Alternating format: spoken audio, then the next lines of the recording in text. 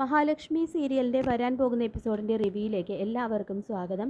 അങ്ങനെ സാഗറും മഞ്ജുവും കൂടിയിട്ട് കണ്ണൻ്റെയും മഹാലക്ഷ്മിയുടെയും അനുഗ്രഹം വാങ്ങാൻ വേണ്ടി ഫിനാൻഷ്യൽസിൽ എത്തുന്നു. അപ്പോൾ മഞ്ജുവിനോടൊപ്പം സാഗർ കൂടി വന്നിട്ടുണ്ട് എന്നറിയുന്ന മഹിയാണെങ്കിൽ അവൾക്ക് നേരെ ശരിക്കും ചൂടാവുകയാണ്. എന്നിട്ട് പറയുന്നുണ്ട്, നിനക്ക് എങ്ങനെ ഇവനെയും കൂട്ടി എൻ്റെ മുന്നിലേക്ക് കടന്നു വരാൻ ധൈര്യം കിട്ടി എന്ന് ചോദിക്കുമ്പോൾ, ഏട്ടൻ്റെയും ഏട്ടത്തിയുടെയും ശാപം ഒരിക്കലും ഞങ്ങളുടെ ജീവിതത്തിൽ ഉണ്ടാവരുത്.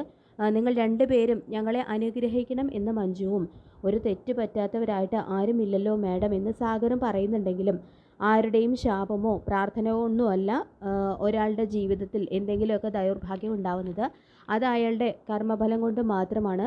കണ്ണേട്ടനെ നിങ്ങൾ കണ്ടിട്ടില്ലെങ്കിൽ കാണാതിരിക്കുന്നതാണ് നല്ലത് എന്ന് പറഞ്ഞുകൊണ്ട് മഞ്ജുവിനോടും സാഗറോടും വളരെ മുഷിഞ്ഞാണ് മഹി സംസാരിക്കുന്നത്. തുടർന്ന് അവർ രണ്ടുപേരും വളരെ വിഷമത്തോടു കൂടിയിട്ട് കണ്ണനെ കാണാനായിട്ട് ക്യാബിനിലേക്ക് ചെല്ലുകയാണ്. അപ്പോൾ കണ്ണനാണെങ്കിലും വളരെ ദേഷ്യത്തോടു കൂടിയിട്ട് തന്നെയാണ് മഞ്ജുവിനോട് സംസാരിക്കുന്നത്. കണ്ണൻ പറയുന്നുണ്ട്, നീ ഇവനെയാണ് വിവാഹം കഴിക്കാൻ പോകുന്നതെന്ന് നിൻ്റെ വിവാഹം നടക്കുന്നതിന് 1 മണിക്കൂർ മുൻപാണ് ഞാൻ അറിഞ്ഞത്. ഇല്ലെങ്കിൽ നിൻ്റെ വിവാഹം ഞാൻ തടഞ്ഞേനെ. മഹിയെയും എന്നെയും വേർപെടുത്താൻ വേണ്ടിയിട്ട് മേഘൻ വിലക്കെടുത്ത് ഇവനെ ഞാൻ ഒരിക്കലും വിശ്വസിക്കില്ല. ശത്രുക്കളോട് പോലും ക്ഷമിക്കുന്ന മനസ്സാണ് മഹാലക്ഷ്മിയുടേത്. അങ്ങനെയുള്ള അയാൾക്ക് പോലും ഇവനോട് ക്ഷമിക്കാൻ കഴിഞ്ഞിട്ടില്ലെങ്കിൽ എനിക്കും അതിന് കഴിയില്ല. നിന്റെ സ്വത്ത് കണ്ടിട്ട് തന്നെയാണ് ഇവൻ അവസരം മുതലാക്കി നിന്നെ പാട്ടിലാക്കിയത് എന്ന് കണ്ണൻ തുറന്നടിച്ച് പറയുമ്പോൾ, ആ പഴയ സാഗറല്ല സാറേ എന്ന് സാഗരേട്ടനിപ്പോൾ നല്ല മാറ്റമുണ്ട്. എന്നെ പൊന്നുപോലെ നോക്കാൻ വേണ്ടിയിട്ട് തന്നെയാണ് കൂട്ടിക്കൊണ്ട് വന്നത് എന്ന് മഞ്ജുവും സാഗറിന് വേണ്ടി സംസാരിക്കുന്നുണ്ടെങ്കിലും, നീ പറഞ്ഞതുപോലെ ഇവനോടൊപ്പം അങ്ങനെയാണെങ്കിൽ സന്തോഷത്തോടെ ജീവിച്ച് കാണിക്കുക, എന്നിട്ട് ഇങ്ങനെ തലയുയർത്തി നിന്ന് എൻ്റെ മുന്നിൽ വന്ന് സംസാരിക്കുക എന്ന് കണ്ണനും പറയുന്നുണ്ട് കേട്ടോ. ഇനി എൻ്റെ സ്വത്ത് മോഹിച്ചിട്ടാണ് നീ ഇവളെ വിവാഹം കഴിച്ചതെങ്കിൽ എൻ്റെ സ്വത്തിൽ നിന്നും ഒരു കാലണ പോലും രണ്ടാൾക്കും കിട്ടില്ല. രണ്ടുപേരും ഇനി എൻ്റെ മുന്നിലേക്ക് വരരുത് എന്നും കണ്ണൻ തീർത്ത് പറയുമ്പോൾ, എന്നോടുള്ള വെറുപ്പ് ഒരിക്കലും കണ്ണൻ സാറ് മഞ്ജുവിനോട് കാണിക്കരുത്. മഞ്ജു കണ്ണൻ സാറിൻ്റെ സ്വന്തം പെങ്ങളല്ലേ. എവിടെയെങ്കിലും വെച്ച് കണ്ടു കഴിഞ്ഞാൽ ഒന്ന് വന്ന് മിണ്ടാനുള്ളൊരു മനസ്സ് കാണിക്കണം എന്നെല്ലാം സാഗർ പറയുമ്പോൾ, നിന്നോടൊപ്പം ജീവിക്കുന്ന ഇവൾക്ക് മുഖം കൊടുക്കാൻ ഞങ്ങൾക്ക് ബുദ്ധിമുട്ടുണ്ട്. ഇനി മേലാൽ രണ്ടാളും ഇവിടെ കയറി വരരുത് എന്ന് കണ്ണൻ മുഖത്തടിച്ചതോടെ പറയുന്നുണ്ട് കേട്ടോ. അപ്പോൾ അങ്ങനെ അത് കേൾക്കുന്നതും വിഷമത്തോടു കൂടി മഞ്ജു സാഗറിനെയും കൂട്ടി പോകാൻ തുടങ്ങുന്നതും നിൽക്കുക എന്ന് പറഞ്ഞുകൊണ്ട് കണ്ണൻ അവരെ വിളിക്കുന്നുണ്ട്. എന്നിട്ട് വീണ്ടും പറയുന്നുണ്ട്, ഇവൻ്റെ തനി നിറം എന്നെങ്കിലും നീ തിരിച്ചറിയുകയാണെങ്കിൽ നിനക്ക് കമലേശ്വരത്തേക്ക് തന്നെ തിരികെ വരാം. ആരും നിന്നെ തടയില്ല എന്നും കണ്ണൻ പറയുന്നുണ്ട് കേട്ടോ. അങ്ങനെ വളരെയധികം വിഷമത്തോടുകൂടി സാഗറിനെയും കൂട്ടി മഞ്ജു ഫിനാൻസിയേഴ്സിൽ നിന്നും ഇറങ്ങാണ്. പിന്നീട് സാഗർ മഞ്ജുവിനോട് പറയുന്നുണ്ട്, മഞ്ജു വിഷമിക്കേണ്ട, കണ്ണൻ സാറിൻ്റെയും മഹാലക്ഷ്മി മേഡത്തിൻ്റെയും സ്ഥാനത്ത് ആരായാലും ഇങ്ങനെയൊക്കെ തന്നെ പെരുമാറൂ. അത്രയ്ക്ക് വലിയ ചതിയല്ലേ ഞാൻ അവരോട് രണ്ടുപേരോടും ചെയ്തത്. എൻ്റെ കൂടെയുള്ള ജീവിതത്തിൽ മഞ്ജു ഹാപ്പിയാണെന്ന് മനസ്സിലായി കഴിഞ്ഞാൽ കണ്ണൻ സാറിൻ്റെയും മഹാലക്ഷ്മിയുടെയും മഞ്ജുവിനോടുള്ള ഈ നീരസമൊക്കെ മാറും. ഇതെല്ലാം മഞ്ജുവിനോടുള്ള സ്നേഹം കൊണ്ടാണ് അവരുടെ നിന്നും ഇങ്ങനെ ഒരു പെരുമാറ്റം ഉണ്ടായത്, അല്ലാതെ ദേഷ്യമൊന്നും അല്ല എന്ന് പറഞ്ഞുകൊണ്ട് സാഗർ മഞ്ജുവിനെ ആശ്വസിപ്പിക്കുന്നുണ്ട്. പിന്നീട് സാഗറും മഞ്ജുവും തിരികെ വീട്ടിൽ വന്ന് കയറാൻ തുടങ്ങുകയാണ്. അപ്പോൾ ഇതേ സമയം ദുർഗ അവിടേക്ക് വരുന്നുണ്ട് കേട്ടോ. അപ്പോൾ അമ്മയെ കാണുന്നത് മഞ്ജുവിന് ഒരുപാട് സന്തോഷമാവുന്നുണ്ട്. അമ്മയെന്ന് മഞ്ജു സ്നേഹത്തോടെ വിളിക്കുന്നുണ്ട്. അമ്മ അകത്തേക്ക് വാ എന്നൊക്കെ പറഞ്ഞുകൊണ്ട് മഞ്ജു വിളിക്കുന്നുണ്ടെങ്കിലും, ഞാൻ നിൻ്റെ സൽക്കാരം സ്വീകരിക്കാനോ നിന്നെ ഇവനെയും വീട്ടിലേക്ക് ക്ഷണിക്കാനോ വന്നതൊന്നുമല്ല. മേഘൻ ഒരു ചതിയനാണ്. കണ്ണൻ്റെ സ്വത്ത് കണ്ടിട്ടാണ് നിന്നെ വിവാഹം കഴിച്ചത് എന്നല്ലേ നീ അവനെതിരെ കോടതിയിൽ പറഞ്ഞത്. ഇവനും കണ്ണൻ്റെ മുതൽ കണ്ടിട്ട് തന്നെയാണ് നിന്നെ കൂട്ടിയിരിക്കുന്നതെന്ന് ദുർഗ തുറന്നടിച്ച് പറയുന്നുണ്ട്. ഇതേ സമയം സാഗറാണെങ്കിൽ, ഞാൻ പൊന്നുപോലെ മഞ്ജുവിനെ നോക്കൂ അമ്മേ എന്ന് വിളിക്കുമ്പോൾ, ആരാടാ നിൻ്റെ അമ്മ?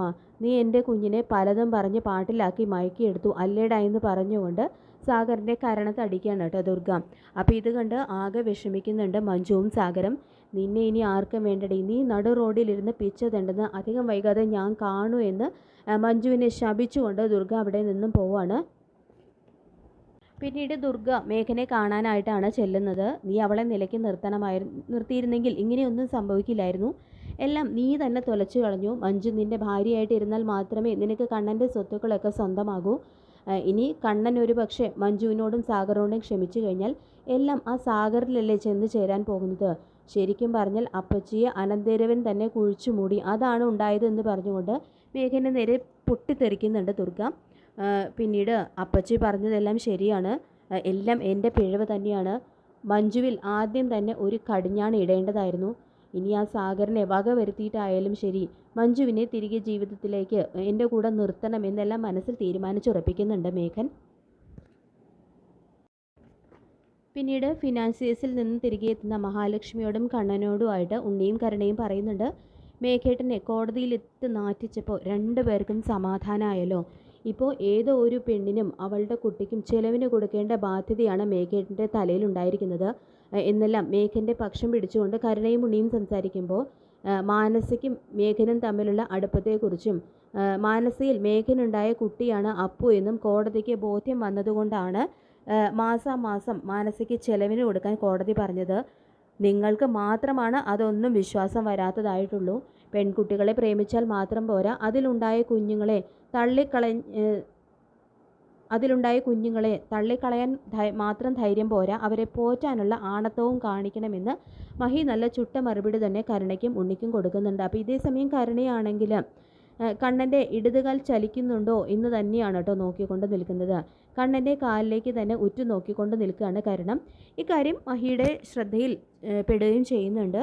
അപ്പോൾ ഇത് കാണുന്ന മഹി, നീ എന്താടി കരുണേ കണ്ണേട്ടൻ്റെ കാലിലേക്ക് തന്നെ തറപ്പിച്ച് നോക്കിക്കൊണ്ട് നിൽക്കുന്നത് എന്ന് മഹി ചോദിക്കുമ്പോൾ, അത് കണ്ണേട്ടൻ്റെ വലതുകാലിന് ചലനശേഷി കിട്ടിയിട്ടുണ്ടല്ലോ, അതിപ്പോഴും ചലിക്കുന്നുണ്ടോ എന്നറിയാനാണെന്നെല്ലാം പറഞ്ഞ് തടി തപ്പാണ് കരുണ ചെയ്യുന്നത്.